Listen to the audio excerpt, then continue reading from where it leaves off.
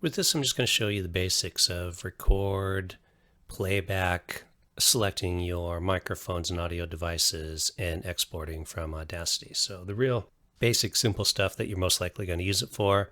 What's great about Audacity is it's free. I don't know how they make money, but hey, I'm not complaining. So when you first launch it, it should look something like this. You should see this option here, which is your audio setup. This is where you can select your speakers and recorders. So let's start with recording devices. I've got multiple selected here. For example, my microphone, if I go to that, that's going to be the laptop microphone that I use. It's currently selected to the analog mic that I'm speaking to you on. Microsoft Sound Mapper is simply saying whatever you've got your Windows computer set as your default microphone, this will use as that. And then there's a couple extras I have. And I'll show you the difference here. So with this analog one selected, which is my nice microphone, I'm going to record. Simply hit the big red button that says record. And when you're recording, you should see something that looks like this. Since it's not just a flat line, we know that it is recording my sound. If I hit stop by this one right here, playback. And when you're recording, you should see something that looks like this. Sounds pretty good, right? Now let's change that audio device and go from this microphone to my microphone that is built into my laptop. I'm going to hit record again, and we'll see that it is recording, but notice how much smaller the peaks are, and that's because it's further away from the mic on my laptop and the quality is going to be lower. Again, let's hit stop. See, it is recording. Notice how much smaller. Very different sound there, and that's basically the difference if you have an external mic plugged in, which I always recommend using if you're recording any kind of audio. Laptop microphones are pretty much terrible.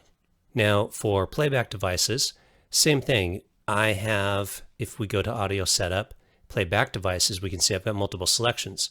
So I've got some external Dell speakers plugged into my machine, which when I play back, that's what we heard that coming back from as well. But of course, computers come with their own speakers built in as well. So I could potentially go for something like that. Let's see what that sounds like. Should see something that looks like this, since it's not just a flat line. Not sure if my mic was picking up on that when it was recording, but I could hear that it was playing from the speaker in my laptop. So that's the difference there. And same, Microsoft Sound Mapper just sets it to the default. So that's the basics of selecting your microphone and sound. Another plug for Audacity, even though I have no association with the company, but what's nice about them is how this actually works every time. So sometimes when you use software and you try to get it to connect to a microphone, you got to play with it, mess around with it. I use DaVinci a lot, and sometimes getting it to connect to that mic is a pain. You can also go to those same settings by going to Edit and Preferences, Audio Settings, and you can see we get the same options here. It just gives you some more if you can change your sample rate and that kind of stuff. So we won't get into that because this is just the quick little intro. So that's the basics of recording. I'm going to show you how to do a couple quick cuts. Again, Audacity makes it really easy. So notice I've got this little bit here, probably where I smacked my lips or something, who knows. You highlight it.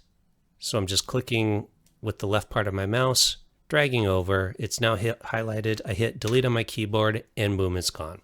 That's how quick. If I got this bit of dialogue here at the end, I hit stop. I don't want to record myself saying if I hit stop, highlight and delete.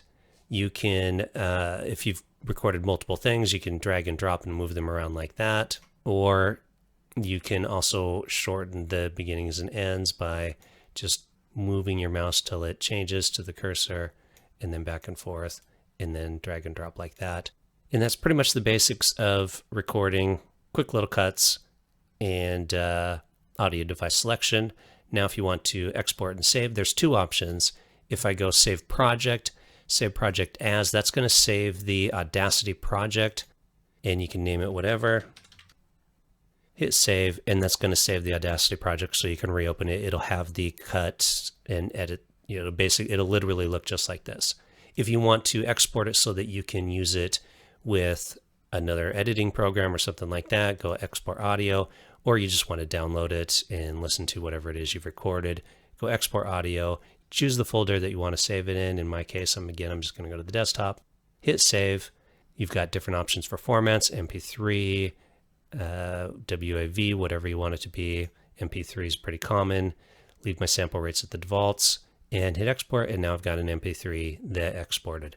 And that's it. That's the real basic intro to Audacity.